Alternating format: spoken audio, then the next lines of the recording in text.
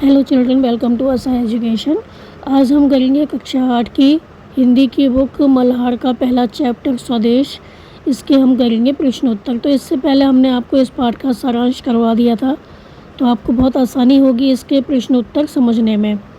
तो आइए देखते हैं कि इस चैप्टर के प्रश्नोत्तर क्या हैं और उनके आंसर क्या होंगे। तो आइए शुरू करते हैं। तो आपका पहला क्वेश्चन है पाठ से। आइए अब हम इस कविता को थोड़ा और विस्तार से समझते हैं। नीचे दी गई गतिविधियाँ इस कार्य में आपकी सहायता करेंगी। तो ये है मेरी समझ से। तो पहला प्रश्न है, निम्नलिखित प्रश्नों के उत्तर के सम्मुख उपयुक्त जो उत्तर है उसके सम्मुख तारा बनाइए। कुछ प्रश्नों के एक से अधिक उत्तर भी हो सकते हैं, तो एक ही प्रश्न के उत्तर एक से अधिक भी हो सकते हैं। उसके आगे आपको स्टार बनाना है, तारा बनाना है। पहला है, वह हृदय नहीं है पत्थर है। इस पंक्ति में हृदय के पत्थर होने से क्या तात्पर्य है? तो इसमें सामाजिकता से तात्पर्य है, संवेदनहीनता से, कठोरता से, नैतिकता से। तो वह हृदय नहीं है पत्थर है, इस पंक्ति का क्या तात्पर्य है? तो हृदय के पत्थर होने से मतलब है संवेदनहीन। तो ऐसा मनुष्य संवेदनहीन है, उसमें कोई संवेदना नहीं है, जिसके हृदय में देश के प्रति प्यार ना हो। तो आंसर होगा संवेदनहीनता। आपका अगला प्रश्न है, निम्नलिखित में से कौन सा विषय इस कविता का मुख्य भाव है? तो इस कविता का मुख्य भाव क्या है? देश की प्रगति, देश के प्रति प्रेम, देश की सुरक्षा या देश की स्वतंत्रता। तो पूरी कविता जो है स्वदेश प्रेम पर टिकी हुई है, तो इसका आंसर होगा देश के प्रति प्रेम। अगला है, हम हैं जिसके राजा रानी। इस पंक्ति में हम शब्द किसके लिए आया है?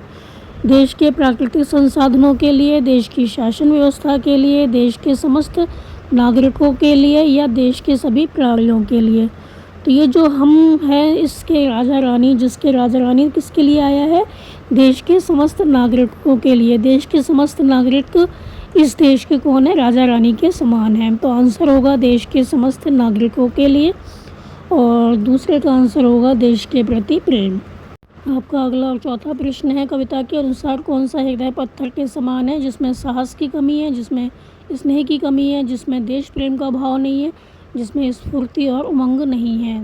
तो आंसर होगा देश प्रेम। जैसा कि कविता है पूरी देश प्रेम पर टिकी हुई है, तो आंसर होगा जिसमें देश प्रेम का भाव नहीं है वो हृदय कैसा है? पत्थर के समान है। तो आंसर है जिसमें देश प्रेम का भाव नहीं है। फिर इसमें आगे कहा गया है कि हो सकता है कि आपके समूह के साथियों ने अलग अलग उत्तर चुने हो सकता है सबने अलग अलग उत्तर चुने हो, आपने कुछ चुना हो, आपके साथियों ने कुछ कोई और उत्तर चुना हो। तो अपने मित्रों के साथ विचार कीजिए कि आपने ये उत्तर ही क्यों चुने। तो आपको ये बताना है कि आपने ये उत्तर ही क्यों चुने, आपके अनुसार ये उत्तर ही क्यों सही है।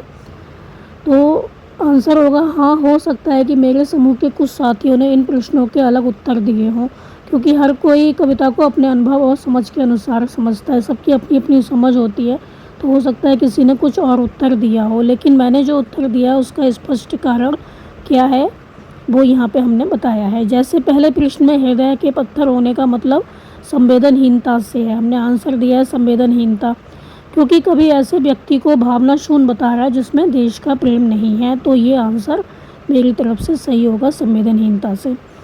दूसरे प्रश्न में कविता का मुख्य भाव देश के प्रति प्रेम है, क्योंकि पूरी कविता में कवि यही संदेश दे रहा है कि किसी के दिल में स्वदेश के लिए प्रेम नहीं है तो उसका जीवन व्यर्थ है। तो दूसरा आंसर भी मेरे लिए यही सही होगा, देश के प्रति प्रेम। तीसरे प्रश्न में हम शब्द देश के नागरिकों के लिए आया है, क्योंकि कवि यह दिखा रहा है कि हम सब भारत में जन्मे हैं और इसी मिट्टी में पोषित हुए हैं। और चौथे प्रश्न में स्पष्ट कहा गया है कि स्वदेश का प्यार नहीं है, वही हृदय कैसा है? पत्थर है, इसलिए मैंने वही उत्तर चुना।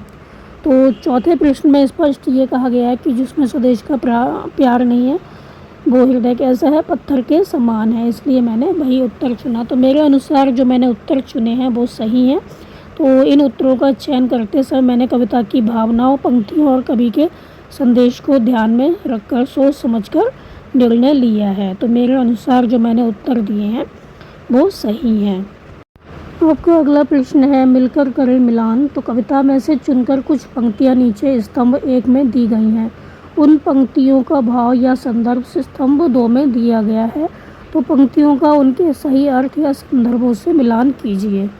जैसे पहला है, जिसने साहस को छोड़ दिया वह पहुंच सकेगा पार नहीं, दूसरा है जो जीवित जोश जगा न सका उस जीवन में कुछ सार नहीं। फिर है जिस पर ज्ञानी भी मरते हैं, जिस पर है दुनिया दीवानी। फिर है सब कुछ है अपने हाथों में, क्या तोप नहीं तलवार नहीं। स्तंभ 2 में दिए गए हैं। जिस देश की ज्ञान संपदा से समूचा विश्व प्रभावित है। फिर है जिस प्रकार युद्ध में तोप और तलवार की आवश्यकता होती है, उसी प्रकार मनुष्य की प्रगति के लिए साहस और इच्छा शक्ति की आवश्यकता होती है। फिर है जिसने किसी कार्य को करने का साहस छोड़ दिया, वह किसी लक्ष्य को प्राप्त नहीं कर सकता। जिसने साहस को छोड़ दिया वह पहुंच सकेगा पार नहीं। इसका आंसर होगा ये। फिर है जो स्वयं के साथ ही दूसरों को भी प्रेरित और उत्साहित नहीं कर सकते, उनका जीवन निष्फल है। तो जो जीवित जोश जगा न सका उस जीवन में कुछ सार नहीं। इसका आंसर होगा ये। जिस पर ज्ञानी भी मरते हैं, जिस पर है दुनिया दीवानी, मतलब जिस देश की ज्ञान संपदा से समूचा देश प्रभावित है। फिर है सब कुछ है अपने हाथों में, क्या तोप नहीं तलवार नहीं। इसका दूसरा आंसर होगा। हम देखते हैं डिटेल में इसके आंसर।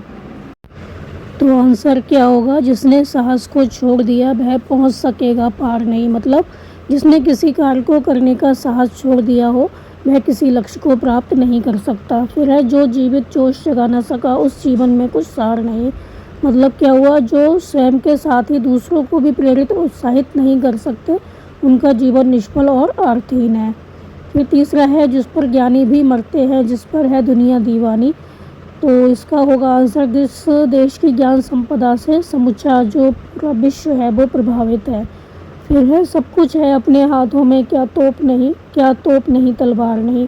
तो जिस प्रकार युद्ध में तोप और तलवार की आवश्यकता होती है, उसी प्रकार मनुष्य की प्रगति के लिए साहस और इच्छा शक्ति की आवश्यकता होती है। तो पहले का होगा तीसरा, दूसरे का होगा चौथा, तीसरे का होगा पहला, चौथे का होगा दूसरा आंसर। फिर है अगला प्रश्न, पंक्तियों पर चर्चा।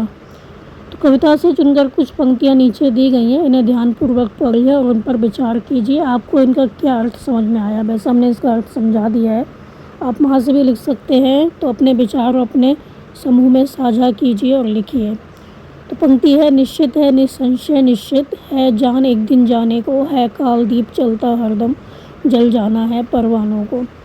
तो क्या मतलब हुआ? इस पंक्तियों का अर्थ यही समझ में आता है कि जीवन कैसा है, नश्वर है, नाशवान है। एक ना एक दिन तो सबको मरना है, सबकी मृत्यु आनी है। हम जब जीवन की ये सच्चाई तय है कि एक दिन सबको मरना है, तो हमें अपने जीवन को किसी महान उद्देश्य जैसे देश की सेवा में लगाना चाहिए। जैसे परवाना जो होता है, पतंगा जो होता है, दीपक की लौ में जलकर खुद को समर्पित कर देता है, वैसे ही हमें भी अपने देश के लिए बलिदान देने से नहीं डरना चाहिए। है काल दीप चलता हरदम जल जाना है परवानों को। तो जैसे परवाने होते हैं, दीपक की लौ में जल जाते हैं, उसके लिए समर्पित हो जाते हैं, वैसे ही अपने देश के लिए हमें बलिदान देने से डरना नहीं चाहिए। अगली पंक्तियाँ है, सब कुछ है अपने हाथों में, क्या तोप नहीं तलवार नहीं, वह हृदय नहीं है पत्थर है जिसमें स्वदेश का प्यार नहीं। इन पंक्तियों का क्या अर्थ है? तो इन पंक्तियों का अर्थ है कि हमारे पास ताकत, साधन और साहस सब कुछ है। क्या नहीं है हमारे पास? बस आवश्यकता किस बात की है? देश के लिए प्रेम। अगर हमारे अंदर देश प्रेम होगा तभी हम कुछ देश के लिए करेंगे। कर्तव्य की भावना होनी चाहिए हमारा देश के प्रति। क्या कर्तव्य? यदि कोई व्यक्ति इन सब के बावजूद भी अपने देश के लिए कुछ नहीं करता, तो वह हृदय नहीं पत्थर है। वह हृदय नहीं है, पत्थर है जिसमें स्वदेश का प्यार नहीं, जिसमें अपने देश के लिए प्यार नहीं है। हमारे पास सारे सुख सुविधाएं हैं, सारे साधन हैं, अगर हमारे अंदर देश के लिए प्रेम है ही नहीं, तो हमारा हृदय कैसा है? पत्थर के समान है। अगली पंक्तियाँ हैं, जो भरा नहीं है भावों से बहती, जिसमें रसधार नहीं, वह हृदय नहीं है पत्थर है जिसमें स्वदेश का प्यार नहीं। इसका क्या मतलब है? इन पंक्तियों में बताया गया है कि हृदय का मूल तभी है जब इसमें भावनाएं होती हैं, संवेदना हो। जिस हृदय में ना देश के लिए प्रेम है, ना कोई कोमल भावना है, वह हृदय नहीं पत्थर है। तो जो भरा नहीं है भावों से बहती, जिसमें रसधार नहीं, जिसमें अपने देश के लिए रसधार नहीं बहती, मतलब जिसमें अपने देश के लिए प्रेम नहीं है, और जो देश के लिए जिसके अंदर कोई भावना नहीं है, वो कैसा है? हृदय पत्थर के समान है। तो इन पंक्तियों में यही बताया गया है कि हृदय का मूल्य तभी है जब उसमें भावनाएं होती हैं, संवेदनाएं हो। जिस हृदय में ना देश के लिए प्रेम है, ना कोई कोमल भावना है, वह हृदय नहीं पत्थर है। फिर आपका अगला प्रश्न है, सोच विचार के लिए। कविता को पुनः ध्यान से पढ़िए, पता लगाइए और लिखिए। हम हैं जिसके राजा रानी। पंक्ति में राजा रानी किसे और क्यों कहा गया है? आंसर होगा, इस पंक्ति में कवि ने भारत के सभी नागरिकों को राजा रानी कहा है। इसका मतलब क्या है कि यह देश हम सभी का है, हम इसकी संतान हैं और इस मिट्टी में पैदा होकर इसका अन्न पानी खाकर पले बड़े हैं। इस देश की स्वतंत्रता और गरिमा में हम सब समान भागीदार हैं, इसलिए हम इसके राजा रानी कहलाने योग्य हैं। तो हम अपने देश के कौन है? राजा रानी के समान हैं। तो अगर हम राजा रानी अपने देश के, तो हमें भी क्या करना चाहिए? अपने देश के मान सम्मान की रक्षा करनी चाहिए, जैसा कि राजा रानी करते हैं। तो एक राजा रानी के समान इस देश ने हमें वो सब कुछ दिया है जो राजा रानियों को मिलना चाहिए। तो हमारा कर्तव्य भी क्या बनता है कि हम इस देश की रक्षा करें एक राजा के समान। तो इस पंक्ति में कवि ने भारत के सभी नागरिकों को राजा रानी कहा है।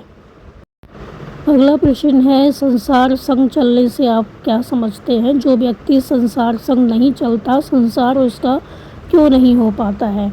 आंसर होगा, संसार संग का अर्थ है दुनिया के साथ चलना, समय बदलाव, विचारों और प्रगति की दिशा में आगे बढ़ना। जो व्यक्ति इस प्रवाह में शामिल नहीं होता, लोगों के साथ नहीं चलता, उसके विचार चेंज नहीं होते, जो समय के साथ नहीं चलता, नहीं बदलता, वह दुनिया से कट जाता है। तो लोग उसकी तरफ ध्यान नहीं देते, वह पीछे छूट जाता है और फिर उसका जीवन दूसरों के लिए भी उपयोगी नहीं रह जाता। अगला है, उस पर है नहीं पसीजा जो, क्या है वह भूखा भार नहीं। इस पंक्ति से आप क्या समझते हैं? उस पर है नहीं पसीजा जो, क्या है वह भूखा भार नहीं। तो इस पंक्ति का अर्थ होगा, जो व्यक्ति देश के दुख दर्द को देखकर दुखी नहीं होता, जिसकी संवेदना देश के लिए नहीं जागती, वह धरती पर बोझ के समान है, भूखा भार नहीं। क्या वो भूखा भार नहीं है? मतलब क्या वो पृथ्वी पर बोझ के समान नहीं है, जिसको देश से लगाव नहीं है, जो देश के दुख दर्द को देखकर दुखी नहीं होता, जिसकी संवेदनाएं नहीं जागती देश के लिए, तो वो धरती पर बोझ के समान है। अगला है, कविता में देश प्रेम के लिए बहुत सी बातें आई हैं, आप देश प्रेम से क्या समझते हैं? तो देश प्रेम का मतलब है अपने देश के लिए अपनेपन का भाव, गर्व, कर्तव्य और बलिदान की भावना। देश प्रेमी व्यक्ति न केवल अपने देश की मिट्टी, भाषा, संस्कृति और लोगों से प्रेम करता है, बल्कि जब आवश्यकता होती है तो अपने हितों से ऊपर उठकर देश के लिए समर्पण करने को भी तैयार रहता है। उस समय उसको अपनी आवश्यकताएं नहीं दिखाई देती, अपने सुख जो हैं वो नहीं दिखाई देते, बल्कि देश में जो विपत्ति आई है वो दिखाई देती है। तो देश की प्रगति, सुरक्षा और एकता के लिए योगदान देना ही क्या है? सच्चा प्रेम है, सच्चा देश प्रेम है। फिर है, यह रचना एक आह्वान गीत है जो हमें देश प्रेम के लिए प्रेरित और उत्साहित करती है। इस रचना की अन्य क्या विशेषताएं हैं? ढूंढिए और लिखिए। तो यह रचना देशभक्ति से युक्त है। इसकी प्रमुख विशेषताएं हैं, इसमें कविता के माध्यम से पाठकों के हृदय में देश के प्रति भाव को जगाने का प्रयास किया गया है, देश प्रेम को जगाने का प्रयास किया गया है। इसमें सरल भाषा और प्रभावशाली शैली का प्रयोग किया गया है, भाषा सरल है, समझ में आ जाती है। इसमें देश की महिमा का गुणगान करते हुए व्यक्ति को जागरूक और प्रेरित किया गया है, व्यक्ति को जागरूक किया गया है कि हमें देश से प्रेम करना चाहिए, हमारा कर्तव्य क्या है। तो यह कविता हृदय में जोश और आत्मबल भरती है, जो हर व्यक्ति को, हर नागरिक को देश के लिए कर्तव्यनिष्ठ बनाने की प्रेरणा देती है। तो ये कविता पढ़ने के बाद हमारे मन में, हमारे हृदय में जोश उत्पन्न होता है कि हमें अपने देश से प्रेम करना चाहिए, हमारा कर्तव्य क्या है, इस कविता को पढ़ने के बाद हमें समझ में आता है। तो यहाँ तक हमने प्रश्न उत्तर करवा दिया, अभी बहुत है, तो इससे आगे के हम करवाएंगे अगली वीडियो में। आप इनको अच्छे से समझ लीजिए, याद कर लीजिए, कुछ समझ में ना आए तो कमेंट बॉक्स में लिख दीजिए। तो हमारे चैनल को सब्सक्राइब भी कीजिए, शेयर भी कीजिए। Thank you.